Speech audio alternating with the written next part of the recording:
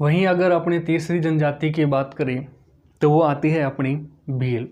अपने कह सकते हैं संथाल और गौड़ के पश्चात भारत में तीसरी सबसे बड़ी जनजाति है। भील शब्द की उत्पत्ति की बात करें तो ये द्रविड़ियन भाषा के बीलू शब्द से बना है, जिसका मतलब होता है तीर कमान चलाने वाले लोग।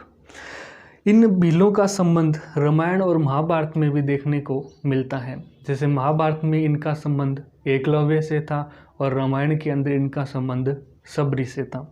वहीं कर्नल जेम्स टोड कहते हैं कि ये लोग वो हैं जो मेवाड़ की पहाड़ियों में निवास करते थे और उन्होंने महाराणा प्रताप की अकबर के विरुद्ध युद्ध के अंदर सहायता की थी।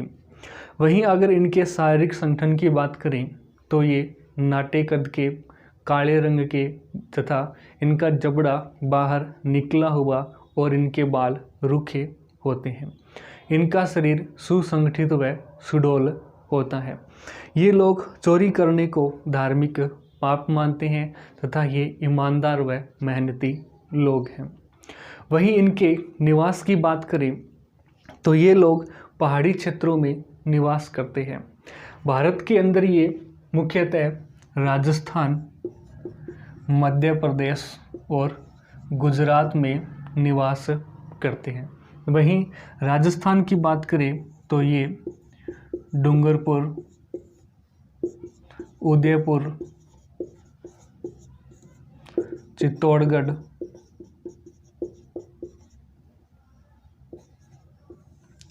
आदि क्षेत्रों में निवास करते हैं। इनके आर्थिक क्रियाकलाप की बात करें तो ये लोग आखेट के साथ साथ संग्रहण तथा जीवन निर्वाह कृषि का कार्य भी करते हैं। ये लोग जंगलों से कंदमूल, फल फूल, सब्जियां आदि का संग्रहण करते हैं तथा पशुओं का शिकार भी करते हैं। पुरुष लोग हैं वो तालाबों से मछली पकड़ने का कार्य करते हैं। वर्तमान समय में ये लोग कृषि कार्य में संलग्न हो गए हैं, अर्थात अपने कह सकते हैं 80% लोग यानी कि 80% भील है वो कृषि कार्यों में लगे हुए हैं। इनके द्वारा दो क्षेत्रों में जूमिंग कृषि की जाती है। एक कृषि की जाती है पर्वतीय क्षेत्रों में और दूसरी है मैदानी भागों में। जो पर्वतीय क्षेत्रों के अंदर जूमिंग कृषि है इसको बोलते हैं चिमाता, और मैदानी भागों में कृषि की उसको बोलते हैं दजिया। ये दो चीज़ ध्यान रखनी है, यानी भील जनजाति के द्वारा पर्वतीय क्षेत्रों में की गई जूमिंग कृषि को चिमाता कहते हैं तथा मैदानी भागों में की गई जूमिंग कृषि को दजिया के नाम से जाना जाता है। वहीं अगर इनके भोजन की बात करें तो इनका भोजन वर्ष भर मक्का रहता है, यानी वर्ष भर ये सर्वाधिक मक्के का सेवन करते हैं। विशेष आयोजनों पर ये चावल व लापसी का सेवन भी करते हैं। वहीं प्रत्येक दिन ये प्रतिदिन छाछ और आटे को उबालकर राबड़ी का सेवन भी करते हैं। ये महुआ से निर्मित शराब का भी सेवन करते हैं। वहीं अगर अपने इनके वस्त्रों की बात करें तो आज़ादी से पूर्व इनके पास बहुत ही कम वस्त्र थे। आज़ादी के पश्चात पुरुषों ने कमीज, धोती, पैंट शर्ट आदि पहनना शुरू कर दिया। वहीं महिलाओं की बात करें तो महिलाएं घाघरा, कांचली, लुगड़ी आदि पहनती हैं। महिलाएं लाख व कांच की चूड़ियों से अपने आप को संवारती हैं। वहीं अगर इनके निवास गृह की बात करें तो इनका निवास गृह प्रकीर्णन प्रकार का है।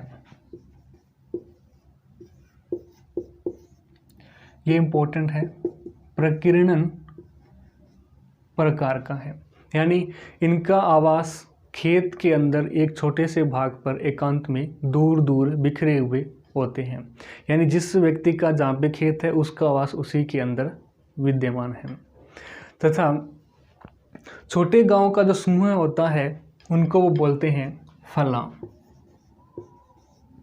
जो छोटे गांव का समूह है उसको बोलते हैं फला, तथा जो बड़े गांव का समूह है उसको बोलते हैं पाल।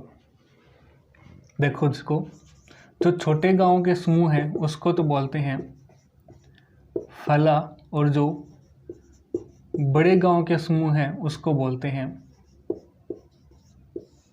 पाल। जो पाल है उसका मुखिया होता है उसको बोलते हैं गमिती। जो इस पाल का जो मुखिया है उसको बोलते हैं गमिती, जो एक प्रकार से इनका क्या होता है, शासक होता है। वहीं इनके औजारों की बात करें तो ये धनुष बाण, तलवार, खंजर आदि का प्रयोग करते हैं। इनके पास दो प्रकार के बाण होते हैं, जिनमें एक को ये बोलते हैं हरियो और दूसरे को बोलते हैं रोकतो, तथा अलग अलग पक्षियों को पकड़ने के लिए एक फंदे का निर्माण करते हैं, जिनको वो स्थानीय भाषा में फटकिया कहते हैं, जिन्हें वो स्थानीय भाषा में फटकिया कहते हैं। यानी कि पक्षियों को पकड़ने के लिए बनाया गया जो फंदा है उसको बोलते हैं फटकिया। वहीं इसके बाद वो फटकिया के बाद में यानी कि वो आधुनिक अस्त्रों का भी उपयोग करने लगे हैं। यानी वर्तमान समय में वो बंदूक का भी शिकार के अंदर उपयोग करने लगे हैं। वही इनकी सामाजिक संस्कृति देखें तो ये लोग अनेक पितृसत्तात्मक समूहों में बंटे हुए हैं। कोई भी भील वृद्ध हो चाहे युवा हो उसकी पत्नी अवश्य होती है, यानी बिना पत्नी के भील कभी भी नहीं मरता विदुर होके। इनके अंदर बहुपत्नी प्रथा प्रचलित है।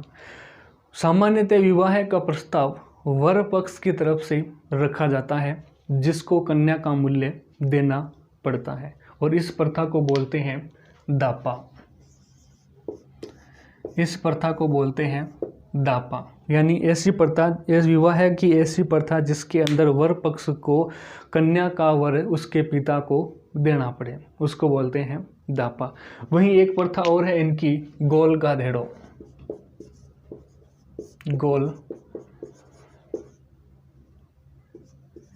गाधेड़ो। इस प्रथा के माध्यम से युवा भील व्यक्ति को अपने शौर्य और साहस का प्रदर्शन करते हुए किसी भी कन्या को विवाह के लिए चुनने का अधिकार प्राप्त होता है।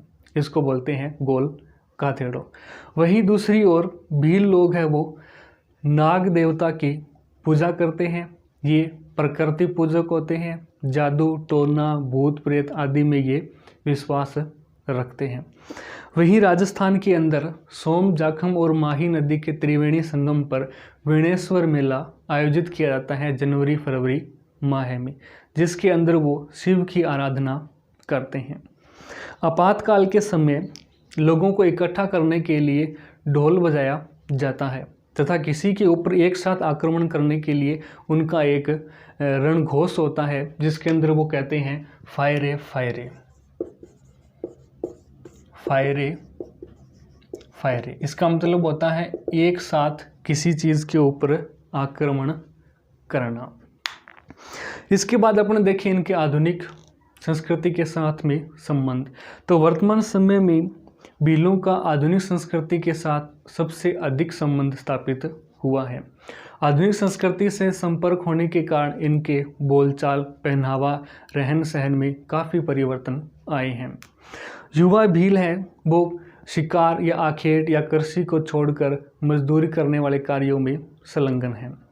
वहीं सरकार के द्वारा इनके क्षेत्रों में जो उनके विकास को बढ़ावा देने के लिए इनके क्षेत्रों में स्कूल, चिकित्सा व इंटरनेट या नेट बैंकिंग की सुविधा भी इनको उपलब्ध करवाई गई है।